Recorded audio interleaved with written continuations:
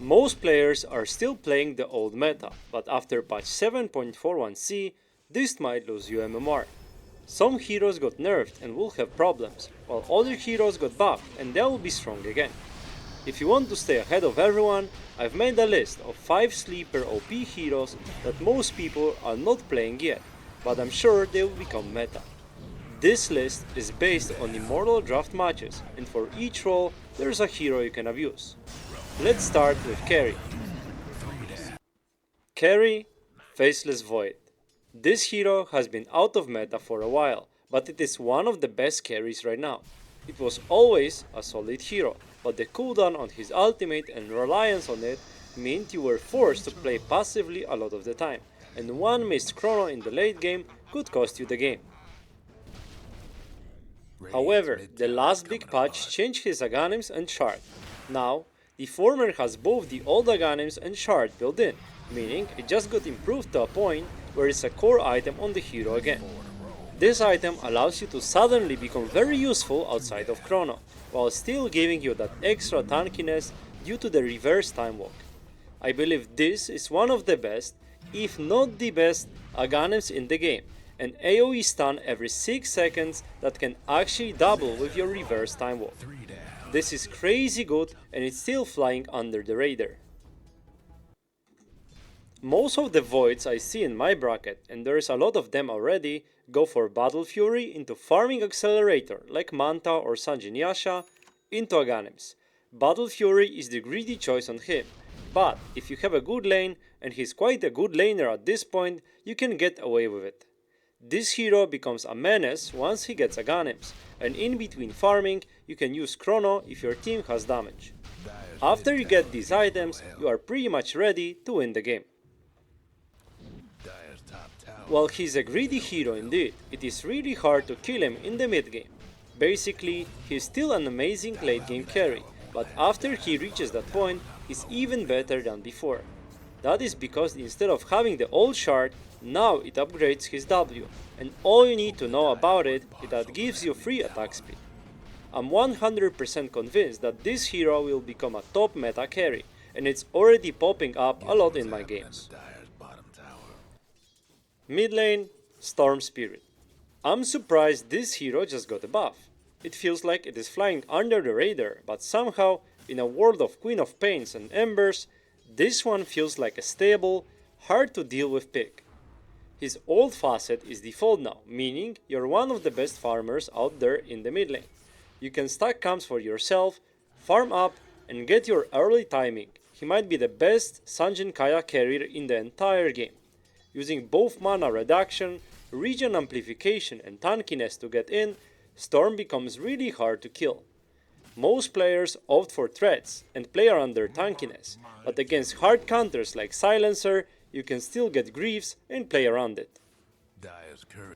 The thing with Storm is that, unlike Ember or Quop, he's actually very fine with farming if nothing is happening on the map.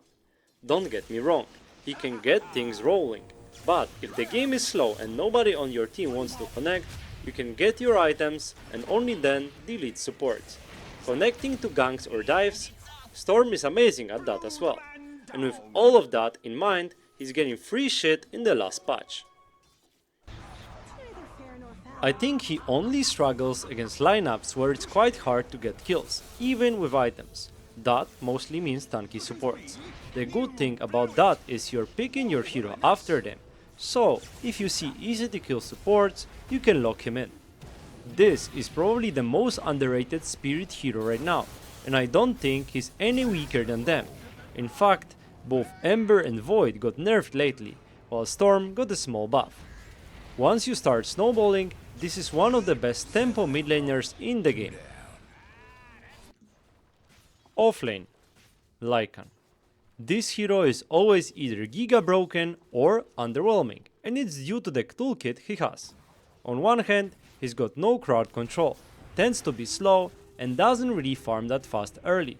But on the other hand, his ultimate kills supports, wolves are a menace, and it's very hard to deal with dominated creeps. With all the changes to him, he's becoming broken again. First of all, Helm of the Overlord is actually an amazing item, but a lot of heroes either can't afford to buy it or it doesn't offer them that much. You know who's the best hero to buy that item? It's Lycan, and it's not even close. Both your E and the hasted movement from your ultimate work on it, meaning your dominated nation becomes as strong as the lone druid bear at some point. Sometimes it's just enough to pop your ultimate and send your summons into supports to delete them. You don't even need to commit your own hero. Heroes with high skill cap usually take longer to get pulled back into the meta, but I can tell you that this one will be there. His new shard allows him to pretty much take towers if they are still standing at 15 minutes, as this is while you're hopefully buy it. Switching aggro and using your hightail ability means you can pretty much get your wolves to solo take a tower. You want to get Helm of the Overlord ASAP, followed by Shard, and then see what you need. You can get AC, Orchid, or Harpoon, or perhaps you need a BKB with Threads. The build is flexible, the only thing that you must buy is Helm. This is crucial as the buffs you give to it are just way too strong. Soft support, Windranger. You know, I was convinced this hero as a support is dead, but it's not. I just realized that yesterday. The killshot facet was really good, yes, but on the other hand, it's not that big of a deal, as you got a lot of move speed and even some damage in return. This hero is an amazing laner, just like before, but I would say right now it's even better. There's a reason why Safe picked it in the last tournament. Having a good lane means everything now, and I would argue as a support, Windranger is one of the best laners out there. 600 range, 60 damage right click, evasion, and a nuke that secures range creeps. For the past year, nothing has changed. So, in a way, this was a great hero before, and it's still great. The last patches gave her lower cooldown on Shard, a better slow on Power Shot, less cooldown on the ultimate, more agility, and base health regeneration. This is just a trade-off for the killshot facet. And while it was really strong, in the end, it's just a trade-off between lots of utility and more damage on a skill shot. I will take utility over that every time. As I said in my Windranger guide, go to a lane and hit enemies. Once you do that a lot, ask your offlaner to use a stun and nuke them, and if they are running away, you just slow them and you become faster with your innate. This hero is still abused as a core, but I believe it's just as good as support, and a lot of people, myself included, thought it was dead. Just make sure you play your lane well. This is an laning monster. You're supposed to get a lot of things done there, and eventually, when you get level 6, you can destroy towers with your ultimate. Hard support, Snapfire. This hero was not so long ago a top tier pick, but it got a lot of number nerfs. Since then, guess what happened? It got a lot of number buffs. Do the math, guys. It's a huge deal if universal range heroes get bonus base damage, as it's just lane winning. Snap just got 2 free damage, so that alone means a lot. Not only that, but Q is wider now, meaning it's very easy to hit. Lots of small number changes to a hero that is very solid means that she's strong again, and the utility of her spells allowed this hero to become MMR climbing machine. It can be played into any lineup in both support roles, wins the lane, farms like crazy with Shard, and ultimately it's very fun to play. E is amazing for the lane. Your Q becomes a 400 nuke when maxed out, and Cookie is every initiator's dream. On top of that, the only item you really need to have impact is Arcanes, as you will have mana problems, but after that, everything else is optional, just like with Disruptor. The difference is, Snapfire actually can farm and enjoys the items as well. You can buy utility like Glimmer or Force, but also go for Greaves or even Aghanims with a blink.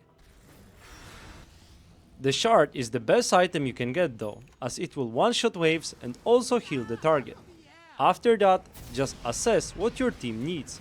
Maybe it's Solar Crest, Pipe, or Vessel. You have everything you need on your spells, so itemize according to the game. And what do you think? Who's secretly OP hero that everyone will abuse soon? Let me know in the comments.